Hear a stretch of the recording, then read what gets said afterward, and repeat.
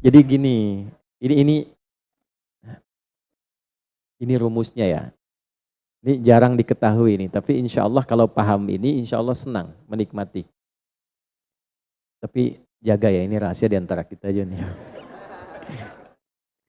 Gini, dalam fikih rizki itu ada 3 hal yang pokok. Satu, rizki itu akan diberikan. Rumusnya ya, akan diberikan saat ikhtiar kita keluar. Apapun jenisnya. Sudah jelas itu. Ya. Itu ada di Quran surah ke-51. Sudah? Di ayat 22. Wa fis samaa'i rizqukum wa ma tu'adun. Dan di langit telah ditetapkan kadar rizkimu. Dan dijanjikan oleh Allah pasti diberikan. Nah, kapan itu diberikan? Ketika ikhtiar kita keluar. Jadi yang laki-laki, yang ikhwan ini, contoh ini, kita sudah siap saja untuk keluar, baru bawa map melangkah untuk menjemput rezeki Allah, ya, itu sudah ditetapkan keluar. Cuma sampainya kapan kita terima, nanti ada aturan lagi yang mengikat. Ya, sesuai dengan kadar niat nanti. Niatnya apa nih? Apakah mencari rezeki untuk kebutuhan dunia saja? Apakah mencari rezeki untuk mendapatkan ridha Allah? Ya kan? Niatnya bisa berbeda. Nah, berdasarkan niat itu nanti Allah arahkan untuk mendapatkan yang terbaik. Tapi berlaku hukum kedua, ikhtiar Anda itu telah mengeluarkan rezeki dan tidak akan menguranginya. Ya, paham dulu sampai sini dulu ya, pelan-pelan dulu. Nah, handphonenya turun dulu supaya fokusnya nyimaknya maksimal ya, supaya maksimal nyimaknya, tenang. Ini direkamnya bisa diulang nanti kalau supaya maksimal ngelihatnya. Jadi ini yang pertama dulu. Rizki sudah ditetapkan, pasti diberikan. Cara Allah memberikan, kita bergerak, itu rizki ditetapkan turun. Jelas? Nah, diterimanya oleh kita, nanti kembali berdasarkan ikhtiar kita dan niat kita untuk mendapatinya. Innamal a'malu bin, ya, itu dalil hadisnya. Jelas ya, sampai sini dulu. Yang kedua, rizki tidak akan tertukar dan berkurang. Karena kadarnya sudah pas. Ya, tepat, pas. Tidak ada yang berkurang. Dan tidak akan tertukar. Kalau Anda yang berikhtiar, tidak mungkin datangnya ke teman Anda. Mustahil. Kalau kita yang berikhtiar, tidak mungkin kepada saingan kita. Itu mustahil. Ya, kan ada persaingan dalam bisnis kadang-kadang kan. Kalau Anda yang ikhtiar, tidak mungkin ikhtiar Anda hasilnya diberikan kepada lawan bisnis Anda. Itu mustahil. Pasti jatuhnya ke Anda juga. Tidak akan ke yang lain. Kecuali dalam satu bab rumah tangga. Ya, usaha ayah kadang diberikan rizkinya mengalir kepada anak, atau usaha anak akan mengalir kemudian dampaknya kepada orang tuanya. Itu sudah rumus. Ya, awas hati-hati. Jadi kalau Anda ingin mudah berkehidupan ke depan, didik anak dekat dengan Allah. Ketika anak itu jadi baik, keberkahan pada anak itu akan menular kepada kedua orang tuanya. Ya, Bapak Ibu pengen haji, nabung banyak, belum berangkat, sudah antrian panjang. Itu kan? Tapi tiba-tiba ada orang yang tetangga anaknya penghafal Quran 30 juz, dapat hadiah haji, orang tuanya ikut, bapaknya ikut, ibunya ikut, gurunya ikut. Ya, jadi nanti ada 2 ayat di dalam Al-Quran yang menjamin usaha orang tua mengalir ke anak, usaha anak mengalir kepada kedua orang tua. Babnya keluarkan kalau ingin mudah. Nah, yang ketiga, nanti saya urutkan di papan tulis supaya memudahkan itu. Yang ketiga, ini yang paling penting untuk disadari, urut dulu ya. 1, rizki telah ditetapkan untuk diberikan sepanjang kita mau berikhtiar untuk menjemputnya. 2, rizki tidak akan berkurang dan tidak akan tertukar. Baik ya? Jelas sampai sini? Nah, ketiga, ini yang paling penting. Fokus ini dengan baik. Rizki akan ditentukan keberkahannya berdasarkan nilai keimanan seorang hamba.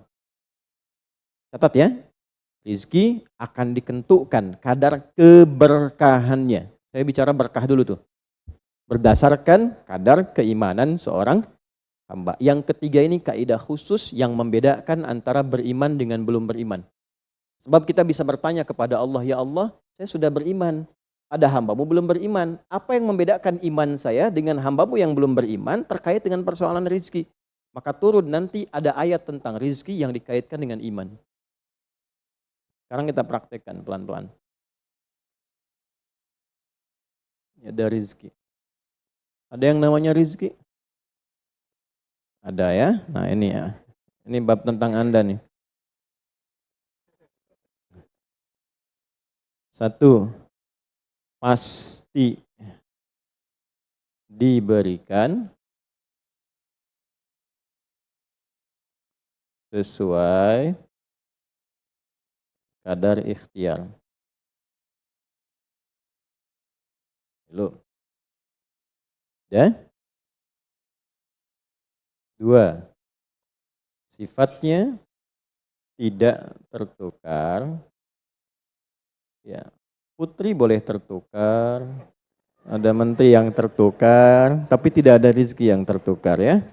Tidak tertukar sesuai dengan niat. Rizki nggak butuh alamat ya Pak. Udah begitu dapat langsung diberikan.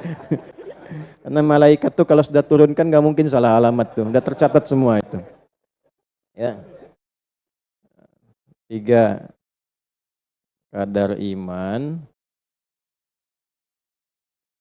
menentukan keberkahan satu rizki. Keberkahan rizki. Ini 3 ini. Ya. Ya, pelan-pelan.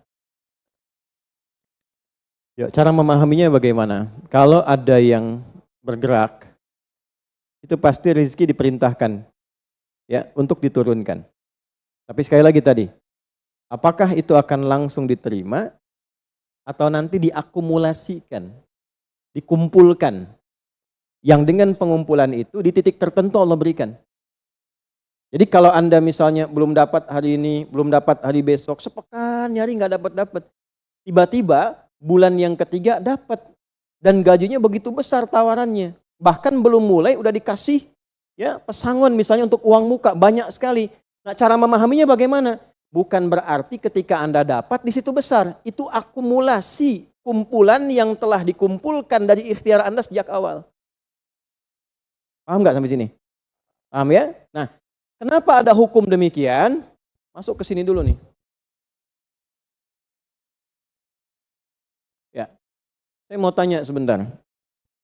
Bapak Ibu, yang para ayah dulu ya, laki-laki lah terutama. Kalau mencari rizki dalam konteks bekerja ya, untuk materi. Karena rizki itu nanti ada ketenangan, anak-anak, keturunan itu rizki juga. Dalam konteks mencari materi, untuk makan, untuk minum dan sebagainya, saya tanya, untuk memenuhi kebutuhan hidup atau untuk mencari ridho Allah? Udah jujur aja, nggak usah. Bahas sini dulu. Udah, wajahnya nampak kok ini. Saya tanya, untuk kebutuhan hidup atau mencari ridha Allah? Nah, ini nomor 1. Nggak mau kalah dua-duanya. Ridha Allah. Ini sekedar dunia. Pelan-pelan ya. Ketika Anda mencari rizki hanya untuk dunia, maka yang berlaku hukum dunia. Ya. Semakin Anda bekerja keras, semakin Anda dapat. Semakin Anda kreatif, semakin mudah dapat. Ya, semakin pintar, semakin mudah dapatnya. Di sini tidak berlaku masalah iman. Karena semua sama, Allah tetapkan hukum dunia. Siapa yang bekerja keras, siapa yang mau kreatif, siapa yang punya inovasi, siapa yang makin pintar, mudah dia mendapatkan dunia. Ada ilmu menambah, dunia dapat. Man arada dunya, kata Imam Syafi'i, fa'alaihi bil ilmi. Siapa yang ingin menguasai dunia, dengan ilmu bisa dapat. Ini. Ada ilmu kreativitas, ada serius, sungguh-sungguh. Kerja yang serius, sungguh-sungguh. Itu kan? Di Tiongkok itu, kalau datang ke satu tempat, ketukin tiap pintu, nawarin barang. Ya, barang ditawarin, 1, 2, 3, 4, saking seriusnya. Orang mengerjakan apa, dia cari yang lain. Pernah dulu ada orang bukan muslim ke Saudi, mampir ke Jeddah hanya untuk lihat jemaah haji itu beli apa. Setelah itu dia pulang ke Tiongkok, ke Cina, ya. Musim berikutnya itu made in China. Semua buatan Cina tuh, yang tasbih Cina, yang sajadah Cina, dan harganya jauh di atas harga-harga standar. Gitu tuh. Jadi kalau misalnya orang serius, sungguh-sungguh kreatif, inovasinya ada, bisa buat sesuatu yang orang lain nggak buat, dia bisa sukses. Hukum dunia. Gitu. Tapi semua apa yang didapatkan pun untuk memenuhi kebutuhan dunia saja. Nafsu ada di situ, persaingan ada di situ, ya, popularitas ada di situ. Makanya orang-orang yang kerjanya orientasi dunia itu pada umumnya, pada umumnya apa yang didapatkan hanya untuk memenuhi kebutuhan nafsunya saja. Selesai sampai sini. Nafsu itu kan nggak berhenti. Makanya perlombaannya berapa banyak? Ayo siapa yang duluan dapat 10 triliun? Siapa yang duluan dapat 20 triliun? Dunia. Dan nggak akan berhenti. Begitu dapat pengen nambah lagi. Dapat pengen nambah lagi. Walaupun yang dipakai mungkin tidak sampai ke situ. Sekarang saya tanya Anda ya. Mengumpulkan sesuatu yang tidak Anda gunakan bermanfaat tidak? Ya. Ibu misalnya mengumpulkan kayu bakar banyak sampai seruangan masjid ini, Bu. Ya. Tapi yang ibu pakai sehari cuma satu. Ya, dikumpulin 1, 2, penuh, tapi yang dipakai 1. Tapi nggak pernah puas melihat pengen lagi, sampai 10 masjid kayu dikumpulkan. Yang dipakai cuma 1. Kira-kira perbuatan semacam ini bermanfaat tidak? Nah, jika ada orang yang banyak bekerja, hanya membutuhkan sesuatu untuk memenuhi keinginannya saja, ketahuilah Anda terjebak dalam kehidupan duniawi. Mohon maaf sebesar-besarnya. Jadi kalau bekerjanya hanya untuk tambah tabungan lagi, cek saldo, bandingkan dengan teman-teman, tapi dari apa yang dikumpulkan tidak membuat Anda lebih baik. Ya, yang paling bahaya tuh gini, pas sakit carinya obat generik. Padahal kayaknya minta ampun gitu. Ya, yang itu menunjukkan bahwa ada sifat dunia yang menguasai. Pada diri pribadi pun bersifat masih kikir. Nah ini ya, ini yang berbahaya ini. Ya, kalau bekerjanya nggak ada masalah, serius dapat nggak ada masalah. Cuma yang dapat ini mengeluarkannya seperti apa?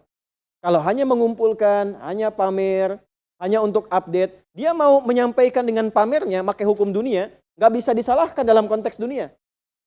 Walaupun secara moral dalam hukum agama ini tidak dibenarkan. Jelas nggak sampai sini? Ya, sekarang saya tanya, ada nggak orang misalnya OKB misalnya, orang kaya baru gitu. Nah, baru kaya langsung pasang status, ada yang begitu? Ya, dapat mobil baru pasang status, ada yang begitu? Nah, ini biasanya semakin banyak dilakukan terjebak dengan hukum dunia. Tugas kita mendoakan, bukan mencela. Oh, pasti si itu tuh. Bukan ya. Jangan seperti itu. Ya, tugas kita mendoakan kembali dan sehingga dengan doa itu mudah-mudahan sampai kepada jiwanya untuk bisa berubah. Sehingga diarahkan pada yang lebih baik. Tapi maksud saya begini, kalau ada di antara yang ngaji itu terpedaya dengan sistem seperti ini, dia bekerja, tambah lagi, tapi penambahan itu alhamdulillah tidak membuat kehidupannya lebih baik dan bermanfaat, dia terjebak dalam kehidupan dunia. Pada akhirnya berlaku hukum akhir dunia. Hukum akhirnya? Fana. Dunia itu kan punya 2 arti, satu cepat, yang kedua rusak. Cepat, gak terasa, kayaknya baru kemarin kita ngaji ya, sekarang ketemu lagi. Cepat tuh. Ya ketemu teman, kayaknya baru kemarin main sama-sama. Ternyata sekarang udah punya cucu 4 gitu. Ya? Itu dunia tuh. Itu hukum dunia, cepat. Ya, cepat. Yang kedua rusak. Semua dunia itu akan fana, rusak, sifatnya hilang, habis. Kalau bukan kita meninggalkan dunia, dunia yang meninggalkan kita duluan. Ini saya sering katakan, ini ada gelas nih, menampung air. Airnya habis, didiamkan saja, jangan diapa-apakan. Ini kotor, rusak sendiri. Anda punya handphone, elektronik, simpan aja, nanti rusak sendiri. Sifat semua dunia itu rusak. Ya, di sepanjang kita berada di dunia, tubuh pun gak abadi.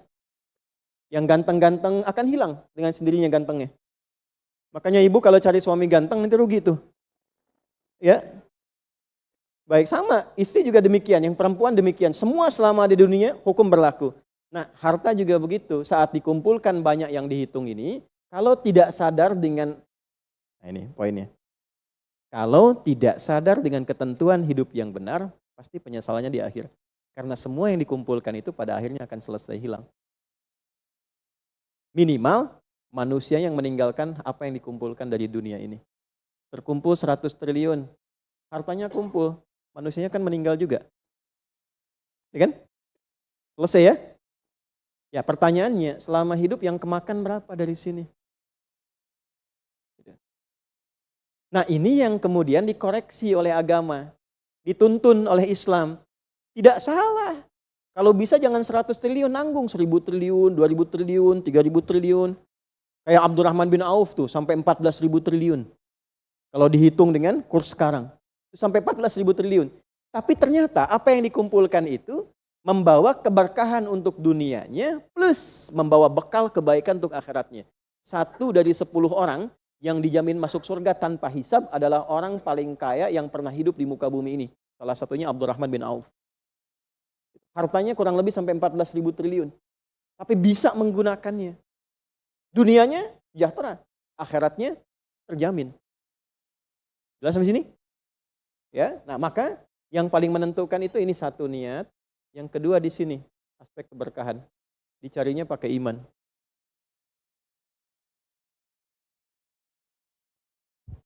Maka niatkan yang pertama, upayakan setiap pencarian itu gunakan fungsi imannya untuk mencari ridha Allah. Maka ayatnya akan pindah ke ayat 172. Ya ayyuhalladzina amanu kulu min thayyibati ma razaqnakum. Hei orang-orang yang beriman, pakai imanmu untuk mencari kebutuhan hidupmu. Nanti aku siapkan kata Allah yang sesuai dengan kadar imanmu. Karena itulah kadang kelihatannya begini. Kelihatannya mohon maaf ya Bu, Pak. Nggak dapat lagi. Padahal sudah tahajud malamnya. Udah puasa, udah baca Quran. Lamar nggak dapat lagi. Ini nggak dapat lagi. Bukan karena ini Anda nggak bisa dapat. Bukan. Karena belum cocok dengan iman Anda. Ini belum thayyib. Belum thayyib. Belum ada baiknya. Mungkin ada bagian dari usaha itu yang kurang cocok untuk iman. Tapi ikhtiar Anda mencari, itu oleh Allah ditetapkan. Setiap dia berangkat, tuliskan. Siap turunkan, siap turunkan. Cuma kapan diturunkan? Nah, itu kadang-kadang ada latihan untuk menguatkan keimanan kita. Sampai kita melewati semua perjalanan pencarian rezeki itu, baru diturunkan. Dan hebatnya, dalam mencari ini, Allah berikan bonusnya. Ada bonus pengalaman. Pernah sakit, pernah capek, pernah naik ini, pernah naik itu, tanpa sadar itu yang menempa dirinya menjadi sosok yang lebih kuat, lebih baik, yang ketika rezekinya diberikan seutuhnya, dia sudah bisa menggunakan rezeki ini sesuai dengan pengalaman sebelumnya. Nah, yang mahal tuh ini. Makanya Abdurrahman bin Auf itu kan diambil dulu, dirampas hartanya, berangkat 400 km, jalan kaki, nggak bawa apa-apa, dipakai dulu ilmunya, belajar dulu jadi penyalur, dapat upah, dapat bonus dulu, baru dipakai lagi. Tapi perjalanan itu menempa hidupnya dengan iman sehingga jadi orang terkaya yang pernah tercatat dalam kehidupan di bumi sampai hari ini. Jadi kalau satu kali Anda melamar kemudian ditolak pekerjaan, jangan langsung simpulkan tidak diberi. Alhamdulillah ya Allah yang telah memberikan kepadaku rizki yang baru berupa penolakan ini untuk menguatkan iman dan mentalku untuk menjemput rizkimu yang lebih baik daripada ini. Jelas ya? Nah ini poin-poin ini yang mahal. Nanti kalau sudah dapat ilmu ini, yang lainnya akan lebih mudah. Nah, jadi jangan disimpulkan, ya Allah aku sudah ngaji, aku sudah tahajud, kurang apa lagi? Sampai hari ini aku belum dapat. Nah itu sesuatu yang tidak tepat untuk keluar, tapi juga bisa dipahami karena boleh jadi belum mendapatkan pencerahan sesuai dengan bab rizkinya. Nah pada akhirnya dikembalikan, kalau sudah dapat itu ditanya balik oleh Allah, itu mau dipakai apa? Toh pada akhirnya aku yang cukupkan. Ya, falyanzuril insanu ila ta'ami. Yang pertama kebutuhan makan kita pastikan dengan baik. Allah yang kasih, masa digunakannya untuk mencari yang tidak baik? Jelas?